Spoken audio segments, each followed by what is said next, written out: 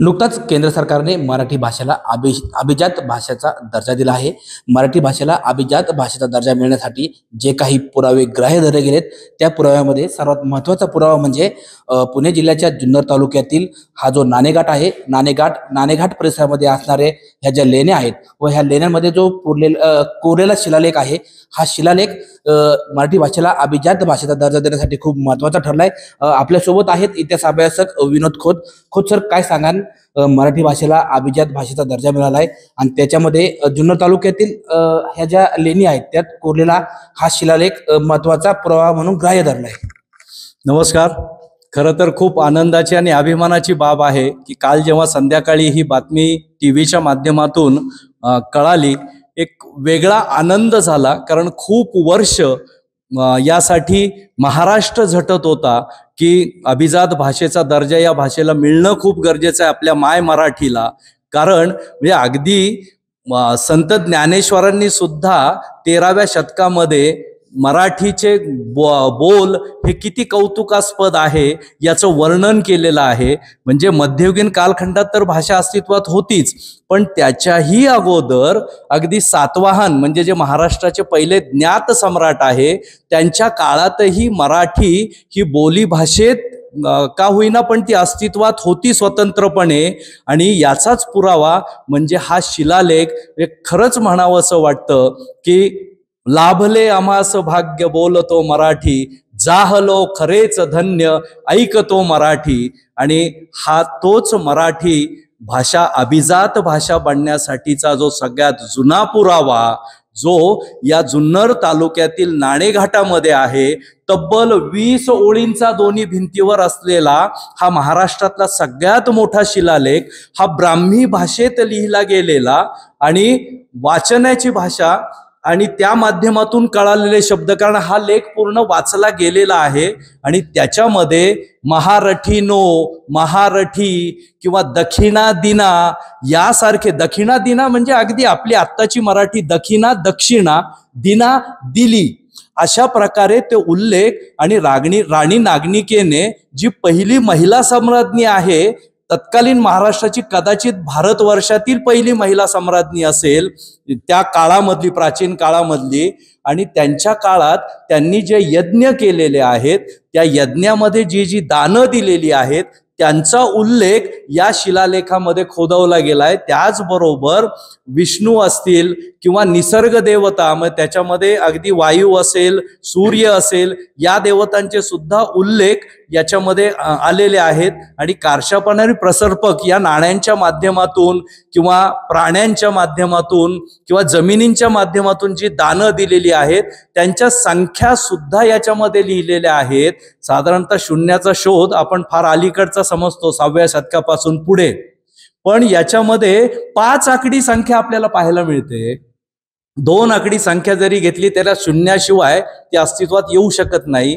आणि हा जर राणी नागनिकेचा काळ म्हणजे सातवाहनांचा काळ इसवी सन पूर्व 200 आणि इसवी सनानंतर जवळपास 250 असा 450 वर्षांचा कालावधी आहे। आणि त्या काळामध्ये जर शून्य असेल तर शून्याचा शोध केव्हा आणि आपले पूर्वज किती महान होते याची पुन्हा एकदा प्रचिती सुद्धा या शिलालेखाच्या माध्यमातून येते। आणि यामुळंच हा शिलालेख इतका प्राचीन असलेला आपल्या माय मराठीसाठी, मराठी बोलीसाठी अभिजात भाषेचा दर्जा देणारा ठरावा, याच्यापेक्षा अभिमानास्पद गोष्ट दुसरी कोणतीच नसणार। खरं तर इसवी सन पूर्व 200 कालामध्ये सातवाहनांचा राज्य सुरू झालं। नक्की हे शिलालेख कुणी कोरले असावेत आणि ह्या शिलालेखांमध्ये कोणत्या अशा गोष्टी आहेत किंवा कोणत्या अशा महत्त्वाच्या बाबी आहेत की ज्या मराठी भाषेला अभिजाततेचा दर्जा देण्यासाठी महत्त्वाच्या ठरल्या? अगदी बरोबर, खूप छान प्रश्न। हा शिलालेख एकतर राणी नागनिका किंवा राणी नागनिकेचे चिरंजीव यांच्या माध्यमातून तो कोरला गेलेला असावा, असा एक मतप्रवाह अभ्यासकांमध्ये आहे।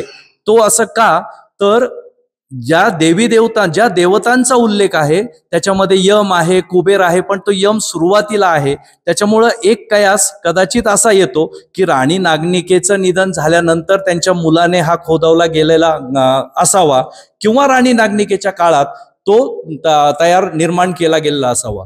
बरं, तो इथेच का आहे त्याचंही कारण सांगतो।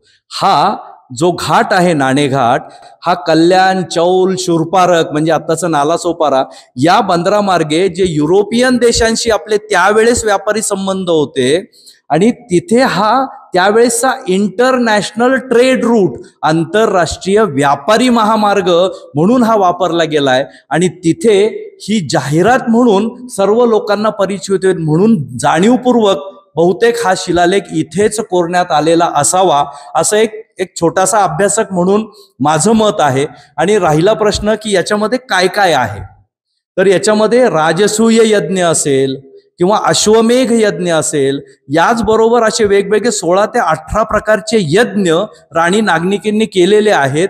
आणि त्या यज्ञामध्ये किती कारशापण म्हणजे त्यावेळेसचं चलन आहे किंवा किती प्रसर्पक, कोणत्या व्यक्तीला, मग ते पुरोहित असतील यज्ञ करणारे, शेती करणारे शेतकरी असतील, युद्धामध्ये पराक्रम करणारे वीर योद्धे असतील, त्यांना रथाच्या माध्यमातून, त्यांना जमिनीच्या माध्यमातून, अशा वेगवेगळ्या व्यक्तींना जमीन असेल, धान्य असेल, गुरं असतील म्हणजे विशेषतः गायी, बैल, आणि या माध्यमातून हा सगळा दान दिल्याचा उल्लेख या शिलालेखामध्ये आहे. त्याचबरोबर जे मराठी शब्द आजही आपण वापरत असतो दक्षिणा, त्या दक्षिणेला इथे शब्दप्रयोग वापरलाय दखिना, आणि दिली, त्या दिलीसाठी शब्द वापरलाय दिना.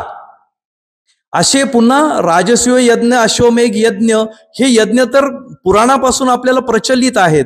या यज्ञांचा उल्लेख चक्क याच्यामध्ये मिळतो. त्याचबरोबर महारठी असे उल्लेख सुद्धा मिळतात. आणि याच्यामुळे मला वाटतं हा पुरावा भारत सरकारने, केंद्र सरकारने ग्राह्य धरला आणि मग एकूण बाकीचे महाराष्ट्रातील उपलब्ध सगळे पुरावे हे सगळे एकत्र येऊन 2013 साली जे काही डॉक्युमेंट्स केंद्र सरकारकडे आपल्या महाराष्ट्राच्या माध्यमातून पुटअप केले गेले, त्या माध्यमातून त्याचा अभ्यास करून कालपासून जो एक आनंद आहे की आपल्या मराठी मायबोलीला अभिजात भाषेचा दर्जा मिळाला, ही खूप अभिमानाची बाब आहे. खरं तर मराठी भाषेला अभिजात भाषेचा दर्जा मिळाला ही खरंच खूप अभिमानाची गोष्ट आहे.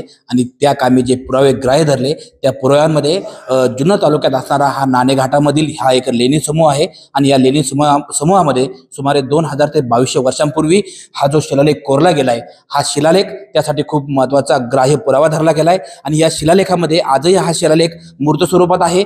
आणि या शिलालेखाचं पूर्ण वाचन झालं असून यात आजही अनेक मराठी शब्द हे जसे तसे पाहायला मिळतात. आणि हेच मराठी शब्द आणि हाच शिलालेख मराठी भाषेला अभिजात भाषेचा दर्जा मिळवण्यासाठी महत्त्वाचा ठरलेला आहे. श्रेष्ठ महाराष्ट्रासाठी सचिन तोडकर, नाणेघाट, पुणे.